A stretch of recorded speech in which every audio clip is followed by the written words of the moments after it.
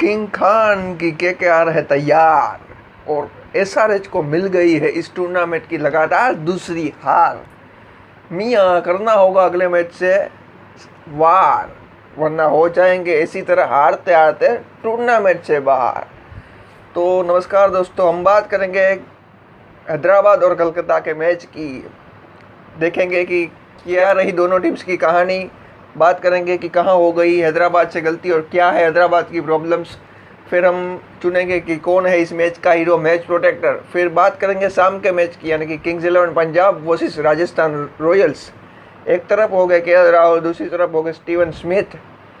टक्कर काटे की होगी, दोनों टीम्स बड़ा स्कोर कर आ रही है। दोनों टीम्स के बल्लेबाज बड़े ही रंग में है और धांसू बैटिंग फॉर्म में है। तो करते हैं पहले कलकत्ता और हैदराबाद के मैच की बात। तो टॉस जीता डेविड वार्नर ने और पहली बार किसी कप्तान ने टॉस जीतकर पहले बॉलिंग का फैसला ना लेते हुए बैटिंग का फैसला लिया और मैच हार गए।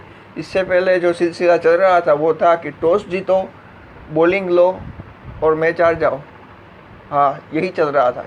केवल एक MS धोनी जिन्होंने पहले मैच में बॉलिंग ली और चेस कर पाए, उसके अलावा कोई भी टीम चेस कर पाई नहीं थी। आज जो कि कलकत्ता ने चेस कर लिया। तो करते हैं मैच की बात। तो टॉस जीतकर बैटिंग ली हैदराबाद ने, लेकिन उतने टारगेट तक नहीं पहुंच पाए जितने तक पहुंचना चाहिए। 30-40 रन वो शॉर्ट रह गए। पांडे जी ने जो कि अच्छी परफॉर्मेंस दिखाई, लेकिन उनके अलावा कोई भी ऐसा बैट्समैन था नहीं जो बीच में टक्कर अपनी टीम को अच्छे स्कोर तक पहुंचा सके। रिद्धिमान शाह लेकिन उस तरह से वो दिखे नहीं। 30 रन बनाए लेकिन गेंदें ज़्यादा उन्होंने ले ली थी। नाबी को उन्होंने खिलाया लेकिन बहुत नीचे भेजा बैटिंग करने के लिए। और आज कलकत्ता और दिनेश कार्तिक दोनों ही अच्छा खासा होमवर्क कर आए थे।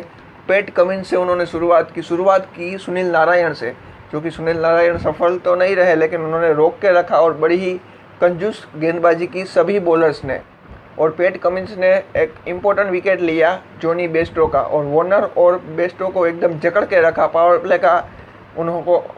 प्ले का एडवांटेज बिल्कुल भी लेने नहीं दिया केकेआर के गेंदबाजों ने। फिर बीच में भी वरुण चक्रवर्ती, जो पिछले साल से चर्चा में थे, पंजाब में थे, लेकिन एक मैच खेले और उनको बाहर बिठा दिया था।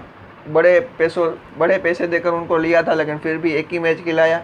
इस बार कलकत्ता ने फिर से दाव लगाया और लगता है इस बार उनका दाव सही जाएगा और उन्होंने बढ़िया गेंदबाजी की।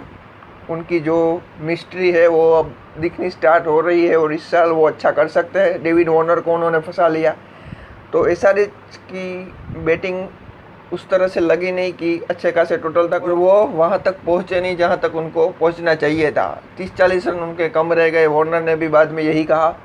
फिर चेस करने उतरी केकेआर।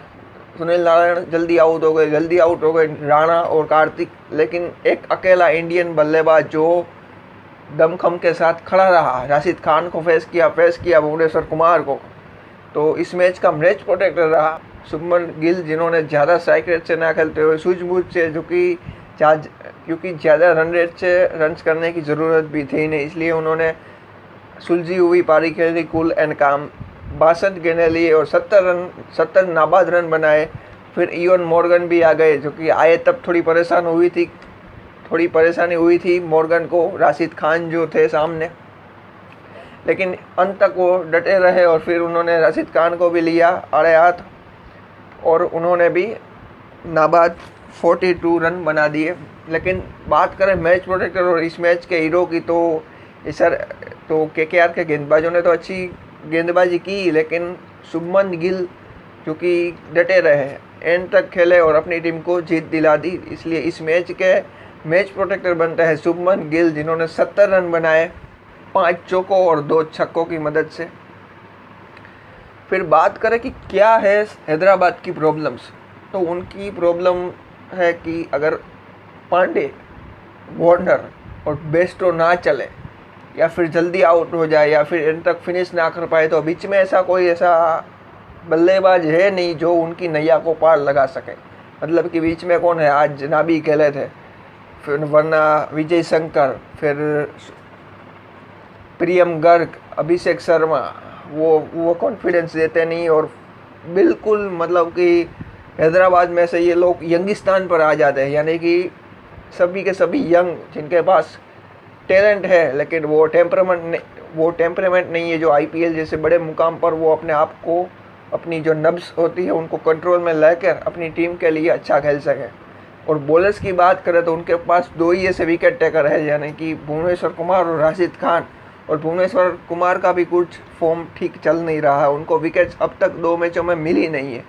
राशिद खान इम्प्रेसिव है, लेकिन सभी टीम्स को पता है कि अगर हम इस बॉलर को निकाल दें, इसकी ओवर में अगर ज़्यादा पीछे ना पड़े, रिस्क ज़्यादा ना ले, तो हम दूसरों में लुट सकते हैं, इसलिए उनके पीछे कोई जाता नहीं है। इसलिए ये उनको परेशानी जो दोनों है बॉलिंग की और बैटिंग की, दोनों की सोल्व करनी होगी, वरना इस टूर्नामेंट में उनका आगे कुछ भविष्य लगता नहीं है। इसी तरह हार का सिलसिला चलता रहेगा।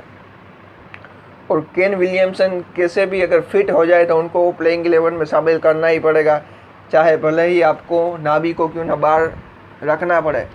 तो यही है इस मैच का हाल। एसआरएच की हालत थोड़ी सी ख़राब है, उनके